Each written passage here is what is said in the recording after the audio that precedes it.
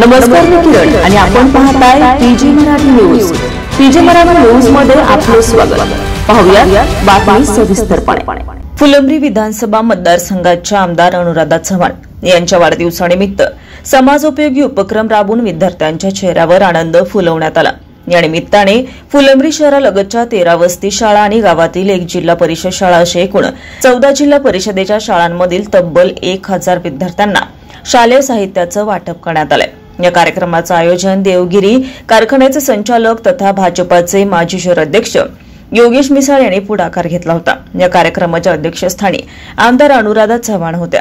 भाजपाचे जिल्हाध्यक्ष सुहास शिरसाट, शहराध्यक्ष सुरेखा रघु यांची प्रमुख उपस्थिती होती. फुलंब्री शहरातील 1000 जिल्हा परिषद शाळांच्या विद्यार्थ्यांना 2 वह्या, 2 पेन, 2 पेन्सिल पट्टी, 2 रबर यांसारखे साहित्य देण्यात आले.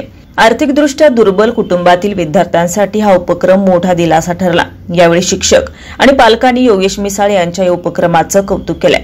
भाजपाचे पदाधिकारी, राजकीय कार्यकर्तेच नव्हे तर सामाजिक क्षेत्रातही योगदान देऊन विद्यार्थ्यांच्या शैक्षणिक गरजांना हातभार लावल्यानं सर्वत्र हा विषय चर्चेचा ठरलाय. विद्यार्थ्यांना शैक्षणिक साहित्य मिळाल्यामुळे त्यांचा आत्मविश्वास वाढेल, त्यांची शैक्षणिक प्रगती वेगवान होईल असा विश्वास आमदार अनुराधा चव्हाण यांनी व्यक्त केलाय. यावेळी मंडळ अध्यक्ष सुचित बोरसे, सांडू जाधव, शिवाजी पाथरीकर, राजू प्रधान, सर्जराव मेटे, विवेक चव्हाण, अलियास शहा, जनार्दन शेजवळ, देवराव राऊत, आनंदा ढोके, अकबर पटेल, गणेश राऊत, वाल्मिक जाधव, गजानन नागरे, रवींद्र काथार, सुमित प्रधान, सतीश मिसाळ, आवेश चिस्ती, सचिन शेरकर, विष्णुराम गुंजाळ, रत्नाताई सोनवणे, संतोष मिसाळ, मनोज राऊत, विजय गंगावणे, संतोष सुरभये यांच्यासह आदींची उपस्थिती होती. शेवटी देवगिरी कारखान्याचे संचालक तथा माजी शहर अध्यक्ष योगेश मिसाळ यांनी उपस्थितांचा आभार मानून कार्यक्रमाचा समारोप केलाय.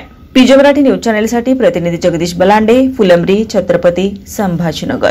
ताज्या बातम्या लवकरात लवकर पाहण्यासाठी पीजी मराठी न्यूज चॅनेलला लाईक करा, सबस्क्राईब करा आणि बेल आयकॉन प्रेस करा.